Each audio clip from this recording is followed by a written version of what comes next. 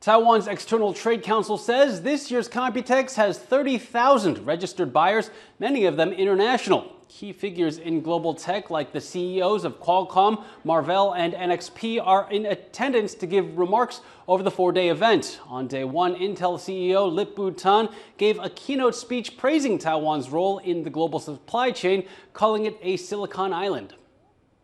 And so I really see the benefit of, from OEM, ODM, from design to manufacturing, it's all here in Taiwan. Taiwan PC ecosystem has played a critical role in Intel growth and success. In fact, last year I was here to celebrate Intel 40th anniversary in Taiwan. I want to thank all of the suppliers, partners, and customers for 40 years of partnership with Intel. To learn more about Intel CEO's keynote speech and Taiwan's role in the global semiconductor supply chain, reporter Ai Chi spoke with semiconductor expert Marco Mezger, Executive Vice President and Chief Operating Officer of Neumonda. So we heard from US chip giants like AMD's Lisa Su and NVIDIA's Jensen Huang ahead of Computex. Could you share the key takeaways from Intel CEO Lip-Bu Tan's keynote speech today? That Intel is coming back, especially because of the 18A process node, which is kind of comparable of the TSMC N2P and N3P process node.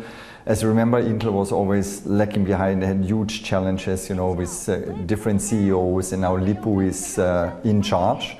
And he has a very engineer mind. And I have to admit that the way how Lip-Bu is structuring Intel, like the new Intel, with this engineering focus, and also not only for the lithography, so when you talk about the process nodes, also in advanced packaging. Advanced packaging is one of the key technologies today if you look into computing and if you look in AI.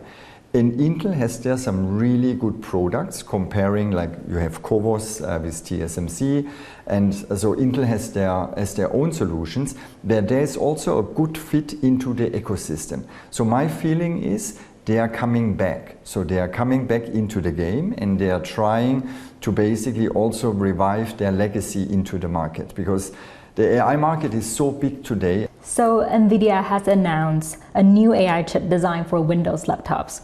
How can companies like Intel and AMD compete? And is this a zero-sum game moving forward into the AI PC era? So now with NVIDIA entering the game, they come from a different angle. They come from the GPU angle into compute. And we need to see at which price point these notebooks or workstations will come out, because we have to understand this is not for entry level, not even for mid-level. So I normally would assume that this is more like on the higher end level. So for people who really need the power to have kind of an offline AI, and also for more privacy. There will always be customers or consumers. There's some discussions in the industry. It should be between $2,500 to $3,000, but that's a lot of money for just a normal notebook. So I think we want to see how this further evolves. Lately, we have a shortage on CPUs. And the shortage on CPUs comes when you look at the AI, you have large language models. That's basically when you train. But later, when you use the models, you do inference. So you do queries and you're asking. And there you need more CPU power, traditional CPU power. And that's why the CPU makers, like a traditional one like Intel or AMD, also see a much bigger demand now than maybe in the last 2 years. So this market is really exploding so wide that we are not at the moment in a situation that you are biting market share away. So we see many tech giants coming to Taiwan during Computex, many looking to secure the supply chains. But how can Taiwan manage the demand in the sector? Taiwan, you continuously build new factories, right? So there's expansion. I mean, if you look, Nanya building a new memory fab, right? Winbond building a new fab in Kaohsiung, and then TSMC building several fabs here the next 2-3 years. But people have to understand that also all the data from all the other factories, they come together here in Taiwan. Because this is the core value of TSMC to understand yield and manufacturing process. So I think for Taiwan is right now at the epicenter of AI hardware.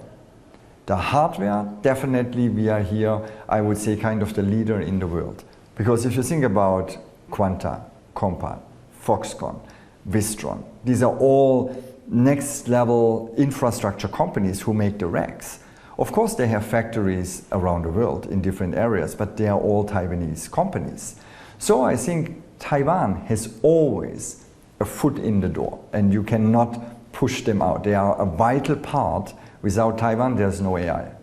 That was Marco Mezger, Executive VP and Chief Operating Officer of Neumonda.